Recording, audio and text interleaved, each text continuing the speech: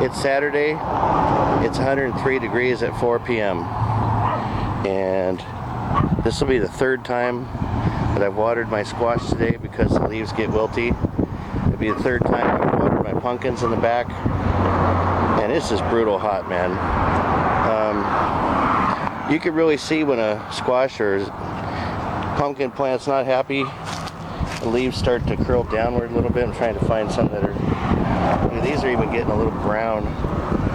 They start to curl downward, but man, if you don't give some extra water on these hot days like this, I mean, your plants will just be toast in a couple of days. So I got one over there in the corner. It hates where it's at. It's the only one over there. Like I tell you often, plants love friends. So these ones that are all grouped together, they stay green and reasonably happy even when it's super hot. But the ones in the back where they're more scant, man, they really start to dry up and shrivel in the middle of July in Southern California. So I'm going to show you my pumpkin patch in the back. We got some pretty good sized watermelons growing on there. And I tell you what, the watermelon, they don't seem to mind the heat. The pumpkins do pretty good. They're in a shadier area.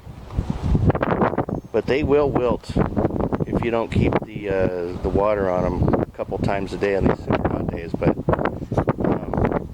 they're about equivalent to these squash. They need water more than once on 100+ days. But the watermelon, you can probably water them one time in the morning, and they're good.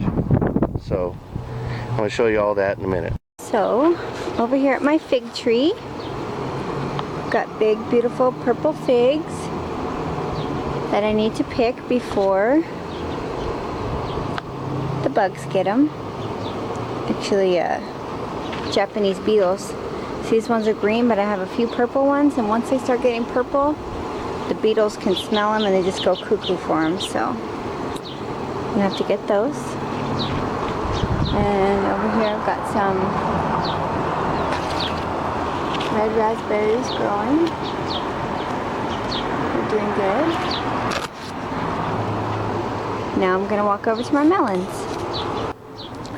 So these are my cantaloupes, and they're starting to vine up some of the trellises that my husband made. But we have this weedy ground cover in here, so I can't really see if there's melons inside, and I can't pull the ground cover because it will mess up the melons. So hopefully I have melons hidden in here when the vines go away. But what I've done is kind of trellised it up the fence, and hopefully the melons will start to grow on there. At least they're away from the ground cover.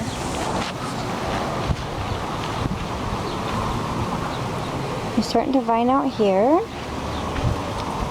and vine out all through here. These are my grapes. They've already produced grapes this year, and now they're starting to really vine again. So we'll see how far they go. More melons coming through.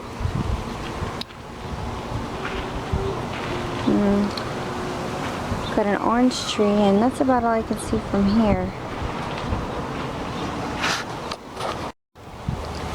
Through here I have cucumbers.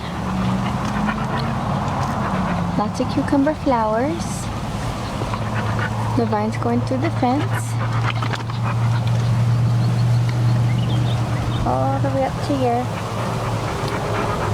And all I do is just kind of weave it in and out there. See where it goes. They have a lot of shade, so they're not hating it too much in the sun. These ones are climbing up that back trellis there. These are cantaloupes. Only the front part right here is the cucumbers. They seem okay. There's a little bee in there doing his job. Okay, so it's really windy even though it's over 100 degrees out here. This wind came out of nowhere. But this watermelon patch is jamming still. A couple of brown leaves, but not many for most most part staying real green because there's layers. But I wanted to show you. I got watermelon. Austin's watermelons are growing. I'm gonna come around here and show you some more. That's not the biggest one. That's about the size of a softball. This one here is getting pretty good size. It's hard to see, but let's see if I can get the right angle. It's a pale color, and it's bigger than a softball. It's approaching bowling ball size, I guess. And then next to it, you've got a few more of those striped ones. Let's see if I can find them. I saw them earlier. There's two of them on there. There's one. They're close together. Zoom in so you see it. There's one. There's one. Where'd you see the oblong one? Oh, you gotta go by between the two pomegranate trees. Okay. Yeah, walk through. So I'm gonna walk through the side. Then you'll flip it right in the middle. Oh yeah. There's another striped one. It's kind of pointing downward. I'm not sure if that's a black diamond or what. And I definitely don't know what the pale colored one is. It's going to be hard for me to figure out when the heck to pick some of these things. They're nowhere near yet, but since I don't know what they are, I've got so many varieties of watermelon in here that knowing when they're ready is going to be tough. I guess you thump them with your finger.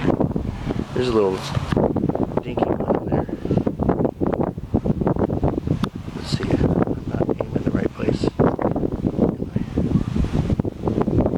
It's hard to see where you're at in relationship to the camera. Well, hopefully I pointed towards it. I'm going to walk in there. I want you to see the baby one.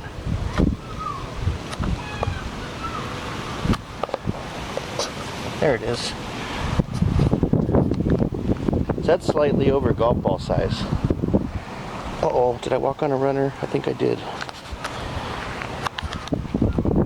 Darn it. These are running really far outside the square now. Wildflowers are jamming. So we watered 3 times today because it's brutal hot. And the corn, which was really tall and looking wonderful. In the back here you see you got this kind of curvature to the stalks, leaves, and some of them are just shriveled up like crazy by midday. Right there, that one's not too good. So it's these ones on the end catching all the brunt of the sun. But if the ones in the middle do well, then we're happy. Hopefully these will survive. If not, they're kind of a buffer between themselves and the sun. But I'm still watering all the way over here, so hopefully they'll make it. We'll see.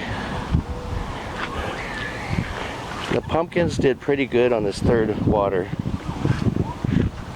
There's only a few that were a little bit wilty. Mostly over here along the wall. Probably that wall gets hot in the afternoon. Maybe even the chain link fence. And these runners, man, they're coming way out into the lawn. Now they're about 10 feet out into the lawn, some of these. We got one that's running up the bush right over there. It's going to go over the top of it probably. I'm trying to keep these in the yard.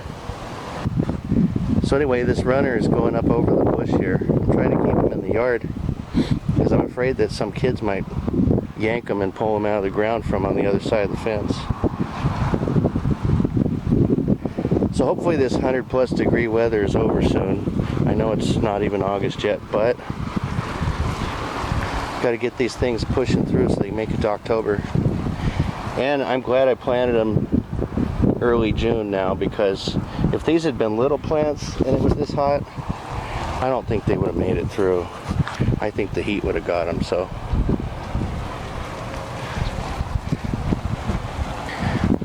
got a couple of leaves that got absolutely blistered torched a couple days ago. They're a brown dangly mess on there, but the plants came back, so you really just got to keep spraying water on these things. like we're doing. I'm gonna go around you. Over your head. Whee!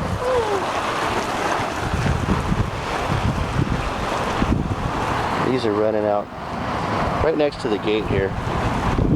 Again, I'll show you the shoe test, man. Some of these leaves are humongous. Here's the shoe test. Look how big that leaf is.